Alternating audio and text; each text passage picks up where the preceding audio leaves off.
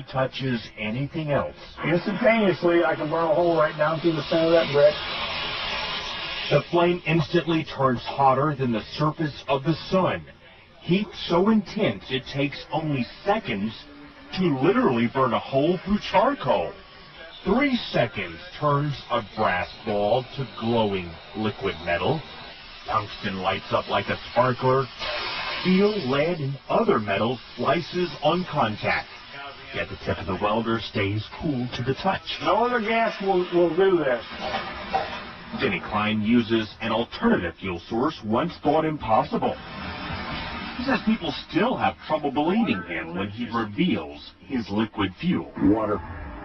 We take water and electricity, and we break it down through our very unique electrolysis process. Klein has just patented his process of converting H2O to HHO, producing a gas that combines the atomic power of hydrogen with the chemical stability of water. It turns right back to water. You can see the water running off of this. Klein originally designed his water-burning engine for cutting metal. He thought his invention would replace volatile acetylene in welding factories. Then one day, as he drove to his laboratory in Clearwater, he thought of another way to burn his HHO gas. On a 100-mile trip, we use about 4 ounces of water. Klein says his prototype 1994 Ford Escort can travel exclusively on water, though he currently has it rigged to run as a water and gasoline hybrid.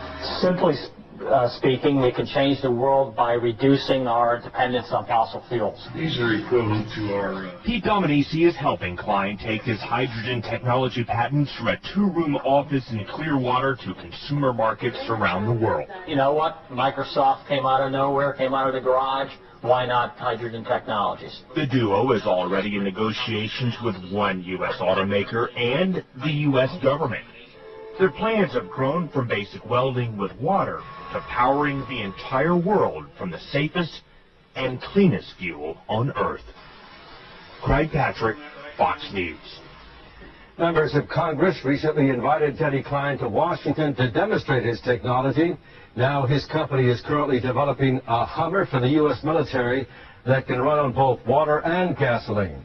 So far, his water-powered engines have passed all performance safety inspections, so all systems appear to be go right now, and gives new meaning to the term running water. You just have to hope the water prices don't go up like that. Instead of paying almost $4 for gas, how would you like to run your car on salt water? Now, it may sound crazy, but wait until you see what a local inventor has come up with that could change the world. And as Channel 3's Michael Mara shows us, that's not all he's trying to do. We need to get it to Retired TV station owner and broadcast engineer John Kansas was not looking for an answer to the energy crisis. He was looking for a way to cure cancer. 4 years ago, inspiration struck in the middle of the night. Why not use radio waves to kill the cancer cells? And the best thing that would work as antennas was I could find at 3 o'clock in the morning was my wife's pie pants.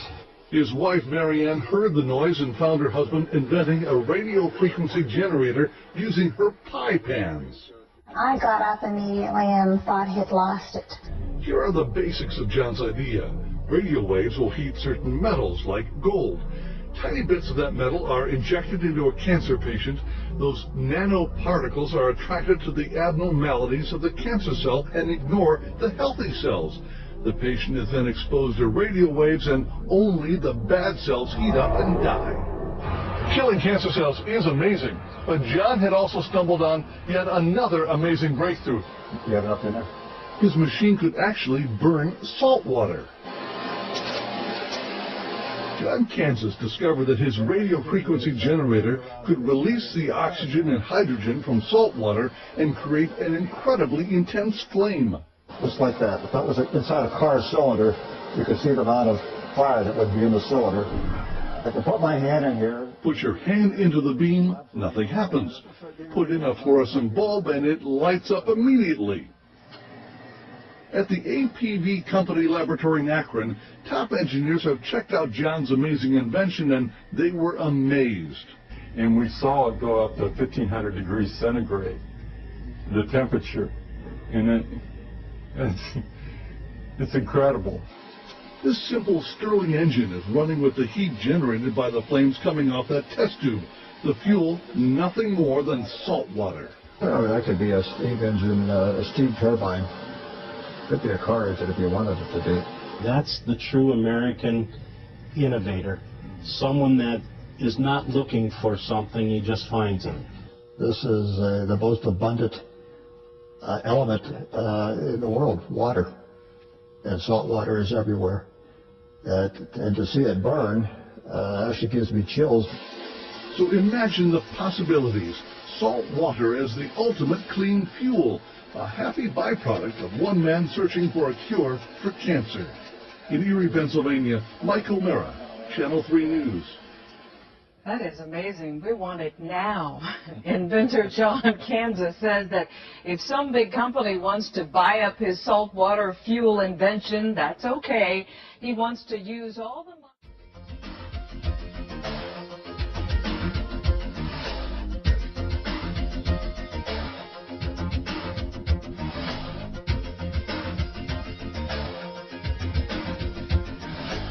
This is the machine that powers the world.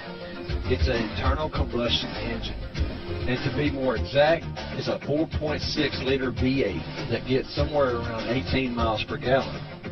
And with gas prices at what they are today, this engine is helping to make someone very rich. And as bad as I hate to say it, it's definitely not me.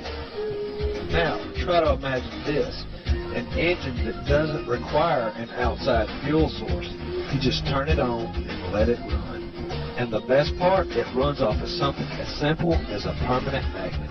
You know, that thingy that you use to stick your grocery list to your refrigerator? Now, it's no secret how a magnet works. Opposite poles attract, while like poles repel. The trick is to use the magnetic fields to create mechanical energy. If you look closely, you'll notice that there's a magnet connected to each piece of wood, and they have alike poles facing outward. So now, when I push one magnet in front of the other, they immediately kick away. Looks pretty simple, right? The thing is, there's a little more to it than just that. You have to find the right alignment of magnets. That way, one group of magnets push another group through their starting position. This creates a process that restarts over and over again. And what do you get? A non-stop continuous cycle that will run until the magnets lose their fields. Now, I know what you're thinking. How long does a magnet last? And the answer to that question is somewhere around 400 years, give or take 100. The point is, the energy source would outlive its owner. Now, you remember the engine that's helping to make the oil companies rich, right? Well, there is one part that is of interest here, and that is the alternator. You see, as long as this machine keeps turning, it produces an electrical current. So, why not take this machine and connect it to this machine? Then you would have, depending on its size, a generator that could run anything.